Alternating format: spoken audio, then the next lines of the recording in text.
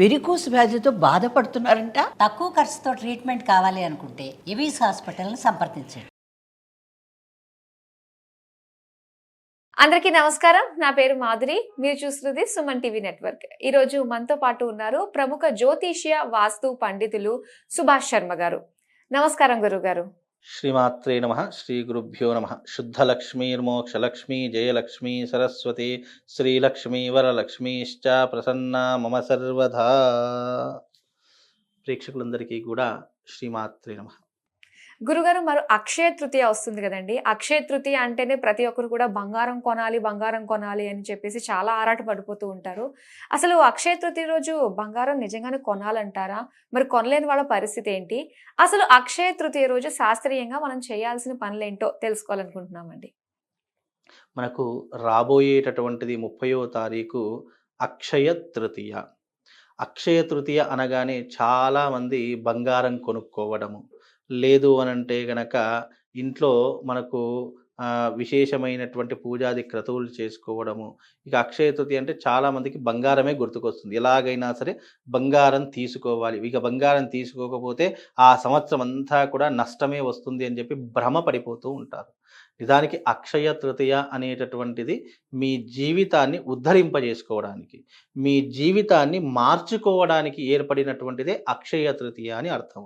మీకు వేదమునందు శాస్త్రమునందు ఎప్పుడైనా మీరు గుర్తుపెట్టుకోండి, అక్షయ తృతీయ రోజున ఏమేమి జరిగాయి, పురాణాలలో కానీ ఇతిహాసాలలో కానీ సనాతన సాంప్రదాయంలో కానీ ఏమేమి కార్యక్రమాలు జరిగాయి, ఎలాంటి పనులు జరిగాయి అనేటటువంటివి మీరు తెలుసుకోవాలి. ఎందుకంటే అవి తెలుసుకుంటే మనం బంగారం కొనుక్కోవాలా, లేదా ఇంట్లో పూజాది క్రతువులు చేసుకోవాలా, దాన ధర్మాలు చేసుకోవాలా మనకు అర్థమవుతుంది.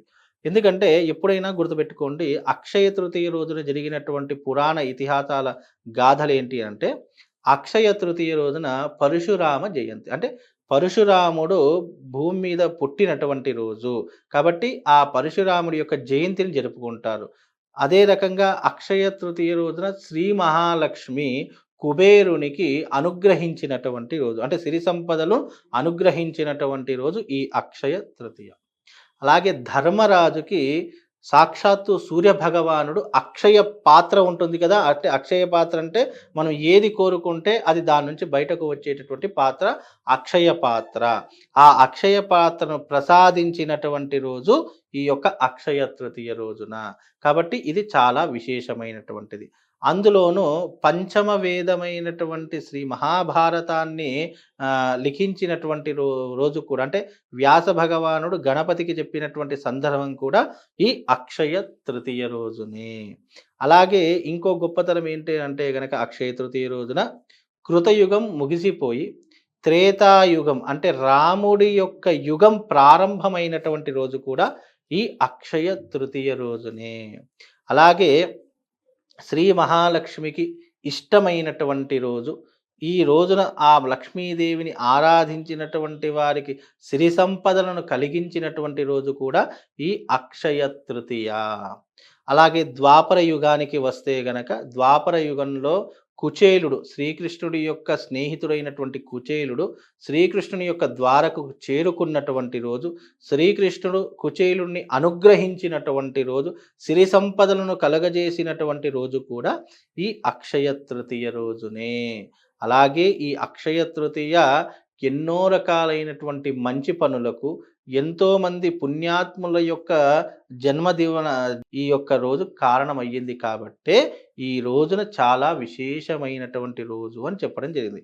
ఇక్కడ ఎక్కడా కూడా ఈ శాస్త్రంలో అక్షయ తృతీయ బంగారం కొన్నారు, బంగారం వచ్చింది అని ఎక్కడా కూడా లేదు. కాకపోతే మనకు ఈ యొక్క పురాణాల ప్రకారం ఏంటి అని అంటే గనక గండకీ నదిలో బంగారం ఉద్భవించినటువంటి రోజు, అంటే బంగారం కనిపించినటువంటి రోజు కూడా ఈ అక్షయ తృతీయ రోజునే అని అంటారు. కాబట్టి శ్రీ మహాలక్ష్మి అమ్మవారి యొక్క రూపాన్ని, శ్రీ మహాలక్ష్మి యొక్క నిదర్శనానికి మనం మీద గుర్తుగా చూసుకోవాలి అంటే మనం బంగారాన్ని, అంటే పసిడిని చూసుకుంటాము. అందుకే చాలామంది ఈ రోజున బంగారం కొంటే నిరంతరం పెరుగుతూ ఉంటుంది, ఇంకా సంవత్సర కాలం అంతా కొంటూనే ఉంటాము అని చాలామంది భ్రమలో ఉంటారు. కానీ అది అవాస్తవం. బంగారం కొనాలని శాస్త్రంలో లేదు, ఎక్కడ కూడా చెప్పలేదు. కనుక ఈ రోజున బంగారం కొనడం మంచిదే. ఎందుకంటే ఏదైనా ఈ రోజున ఒక వస్తువు ఇంటికి తెచ్చుకుంటే అది రెట్టింపు అవుతుంది అని మన యొక్క విశ్వాసం తప్ప శాస్త్రం నందు బంగారం కొనమని చెప్పలేదు.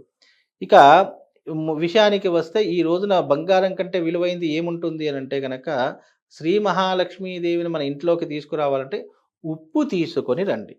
అక్షయ తృతీయ రోజున కిరాణా షాపుకు వెళ్ళి ఒక ప్యాకెట్ ఉప్పు తీసుకొని వస్తే ఆ ఇంట్లో లక్ష్మీదేవి తిష్ట వేసి కూర్చుంటుంది. బంగారం తీసుకొస్తే అమ్మవారు వస్తుందో లేదో తెలియదు, కానీ ఉప్పులో అమ్మవారు కొలువై ఉంటుంది. అందుకే ఉప్పుకి ప్రతిరూపం శ్రీ మహాలక్ష్మి అని అంటాం. ఎందుకంటే సముద్ర వసనే దేవి, సముద్రంలో ఉండేటటువంటి తల్లి ఎవరు తెలుసా? శ్రీ మహాలక్ష్మి. అందుకే సముద్ర గర్భం నుండి ఉద్భవించినటువంటి తల్లి, సముద్రరాజుకి పుత్రిక అయినటువంటి శ్రీ మహాలక్ష్మి ఆ రోజున సముద్రంలో దొరికే ప్రతిదీ కూడా లక్ష్మీప్రదంగా అంటాం. అందుకే అలా సముద్రంలో దొరికే గవ్వలు కానివ్వండి, సముద్రంలో దొరికేటటువంటి గోమతి చక్రాలు కానివ్వండి, సముద్రంలో దొరికేటటువంటి విలువైనటువంటి ఉప్పు కానివ్వండి, ఇవన్నీ కూడా లక్ష్మీదేవికి ప్రతీకగా మనము సూచించుకుంటాము. లక్ష్మీదేవికి ప్రతీకగా మనము దాన్ని పూజిస్తూ ఉంటాం. అందుకే ఆ రోజున ఉప్పు తీసుకొని రావడం ద్వారా విశేషమైనటువంటి పుణ్య ఫలితాలు కలుగుతాయి.